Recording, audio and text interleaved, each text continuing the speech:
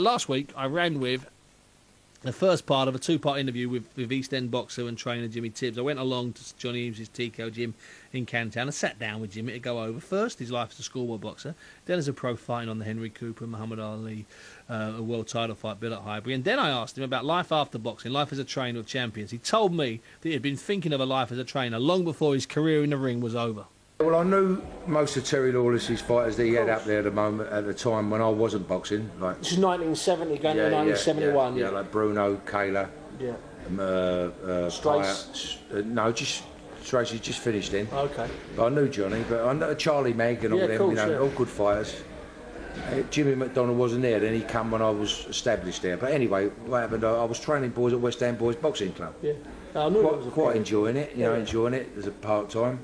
I had my own business, so I had time to do it. Also, I had Mark boxing, I had my other son playing football, so I was quite busy in sports still. And then one day, the Greater London Council decided to put a road for our scrapyard over there, and that to pass out a lot of money. Compulsory purchase. Compulsory purchase. So you had a scrapyard like local, yeah. So they done that, and I happened to have a little drift up to Terry Lawless's The Oak, where I used to train as a fighter. And I was explaining the situation to Terry, and he said, Jim, do us a favour. I said, what's that, Phil? He said, I'll go into America for a couple of weeks. Would you help Frank Black out with the fighters? So I said, if it's all right with Frank, yeah. He said, and they got Frank over. Frank, yeah, no problem. And we become great friends, me and Frank Black after that. So I got the pads out, started doing a bit of pad work with them. And when I knew Terry was coming back, I didn't go up that day. He rang me up, he said, come up to Jim, I want to see you. And he said, look, they want you as their trainer. So that's how I started. That was 30 odd years ago, and I've been in the game ever since, training fighters. Back in training fighters, working with everyone there. I had, Bruno, as I said, Bruno. The four heavyweights, Bruno, the kid who's just died. Gary. Mason, the poor old Gary. Horace Notice. And pre-box Adrian Elliott. Adrian Elliott, Fairbairn House, won all those ABA titles. She never turned pro, him. No, well, in my opinion, but we had four heavyweights. We had Charlie Magri, we turned out a lot of champions, world, European, Southern area, Commonwealth. Constant turnover. Yeah.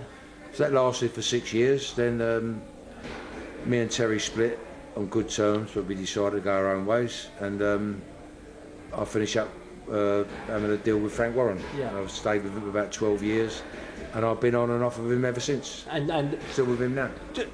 This gym that Johnny Eames has created here over the last few years, this is a proper gym, isn't it, Jim? This is the sort of gym you grew up with, Jim, isn't it? Boxing gym, yeah. It is a genuine throwback, isn't it? It's just boxing, you know what I mean? It's just boxing. It's just, as you can see what's going on, like the sparring ring, the pad ring, and there's plenty of room. Yeah.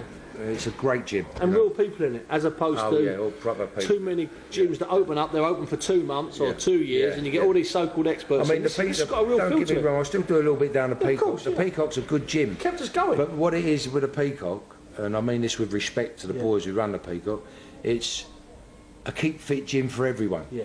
But we can't afford to do that now. No, we've got to go where the sparring is. And even me next week, I've got to travel to get better sparring for Billy Joe. Yeah, Billy Joe Saunders. Yes, I've got to go over to Tony Sims's gym to spar with Darren Barker. That makes good sparring as well. Sparring. So I've got to come out my comfort zone to make sure he gets his proper sparring. And I've got to say this. Now I'm in this game now since the last couple of years. With my son Marks has been taking our own fighters on from Frank. Yeah. I couldn't do what I'm doing without Mark.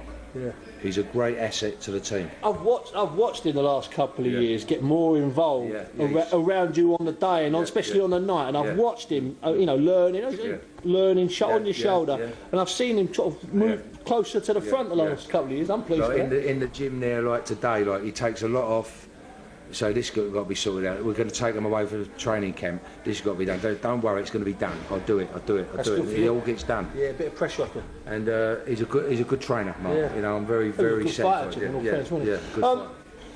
Jim, tell me a little bit about the two big fighters, two fighters, pro fighters that you're always going to be remembered for training. Obviously, Nigel Benn and then Watson. At the end of his career. Yeah. Tell me about your relationship with Nigel. What do you remember most about Nigel? I mean, you're smiling now because you have to smile. Look, with a bit of hindsight. Well, this is how it happened. I was working at the old Peacock gym down in Freemasons Road. It was an old pub. I know it, yeah. Had a big hole as big as that window in it. You had to wear an overcoat to train in there. In July. Yeah. So we used to have a gas bottle and we was training the fighters in there.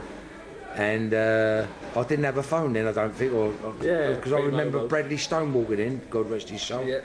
Bradley walked in, and I needed to use a phone. Someone come in and said, so-and-so's going to ring you, he wants you to train his fighter, or wants you to train a fighter. And I thought, I'm going another 6-rounder, I'm running out of money, because you've got to spend money on 6-rounders. You don't get any back. Yeah, I mean, and I thought, anyway, I knew the fella, I'm trying to think of his name. Ray Sullivan. I said, hello, Ray. Rolex, yeah. Yeah, Rolex, yeah. I said, hello, Ray. He went, Jim, he said, would you be interested in training Nigel Benn? I already had Chris Pyatt. I went, yeah, of course I would. He said, oh, lovely. I'm glad you said that. He said, can we come round home tonight? He said, I know where you live. Nigel lived round the corner. His mother lived round the corner. I said, yeah, no problem. So we come round home, brought Nigel round, we shook hands. But in the meantime, while I was talking to Ray that afternoon, Nigel was talking to my wife at home.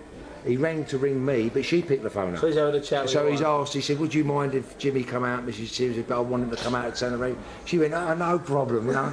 He was all a bit short of cash then, you know what I mean? Yeah, proper job, so, Tenerife 6 weeks training, yeah. So anyway, cut a long story short, does the deal, shook hands, no contracts, does the deal. I've got to meet him out. He's going out there, I've got to meet him out, him and Peter De Freitas in a week's time. Ray Sullivan took me to the airport. And before I went, I won't mention no names, but a couple of people said to me, Jim, you're going to have problems with this kid. And I went, well, we'll see. When I got out there, as I say, cut a long story short, good trainer, good listener, liked to be shown. He wanted to know, to see if I could do it, what I was telling him, he wanted to see if I could do it. And I showed him how to do it, and I'd done it better than him. And that's what he loved. Yeah. He was a good trainer. When he fought Henry Walton, they all said, hey, he won't beat Walton, he won't beat Walton. Walton was lucky to draw around, with respect to Henry Walton. Yeah. Lucky to draw around. And that's one of my greatest highlights with that fight. Yeah. He didn't have no sparring for that fight. Not because he didn't have the sparring, I sacked all the sparring, but he just couldn't get it together with the sparring. They used to pay him $1,000 a week then in them days, 20 years ago. And so I said, look, Nigel, get rid of the sparring, trust me, I'll be Henry Walton. I said, you ain't going to punch me about though. I'll put the gloves on. I said, this is what he's going to do. Get your distance. This is what he's going to do. And this is how you're going to let him come. Let him come. You're going to jab him. You're going to jab him. You're going to double jab him. Right hand, left hook. And he done it. Everything I said. I walked him back to the corner. I said, you look like Sugar Ray then. And he loved it. And he went out there again. He turned in. He rolled and he slugged it out with him. Couldn't miss. Couldn't miss. One of those nights. One of those nights. Mickey Duff. He had to talk to me. He had to talk to me then. Because we fell out. He had to come over and say, well done. But that's one of the great nights. Great. When Chris Pyatt won his world title, because he was not well there, how he got through the doctor, I don't know, but he fought Sambo Colombo. Yeah, he was a good fighter. European champion. He went out, I said, Chris, you've got to go out there, you don't box him, you can't outbox him, rough him up. Yeah. And he roughed him up at Sambo Colombo, hit him with a left hook in the 4th round, lifted him off the floor, but he never showed it. Got back to the dressing room, I went, did that hurt? He went, Jim, he said, killed me. I said, you disguised it well. I never got that shot. I went to Dean Powell. Still feeling it now. Oh God, I bent over. But I went in the 10th round, I went, Barry come round in the 6th round, I don't know, I should say, they said, look, you're in front. I went, but we're in front, just roll all over him, roll all over him. Excuse me, in the 10th round, I said, look at him, look, they had to carry him back to the corner. I won it on points. Oh yeah, it was great night. It's a great night. Barry McGuigan, we've got great working with him, but I can go on and on. A little bit there.